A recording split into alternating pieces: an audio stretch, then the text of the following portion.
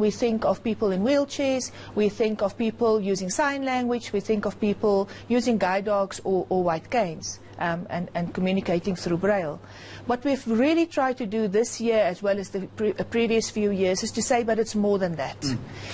There are people that have dyslexia. There are people who are autistic. There are people who have psychosocial disabilities. And these are invisible disabilities. Sure. So we don't necessarily see them immediately.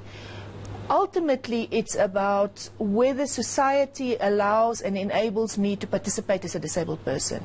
Whether society's attitudes hold me back, and that is experienced different in different contexts. Whether society's physical environment hinders me from moving around. So a person with dyslexia will not have a problem negotiating their environment physically, but in terms of signage, we lose them because they can't read that signage if it's just in letters. So different people experience it differently. So in some areas we do well, and other areas we do not do well. And I do see what you're talking about, for instance, the use of signage in cities such as Hong Kong, and I was admiring some of the signage that they have on their streets, for example, that do cater for people who would need, different kind of signage. And, we don't see as much of that in our country happening. But what about access to economic opportunities, right? Because it's one thing to have the conversation about social grants, but actually many people with disabilities are actually very able to carry on work, but the opportunities don't seem to be opened unless the situation is changing. It's changing, but much too slow. I think what we need to acknowledge is that a lot of the policies are in place, but there's very slow uptake. A lot of the policies had unintentional consequences, for example, the abuse of learnerships by industry.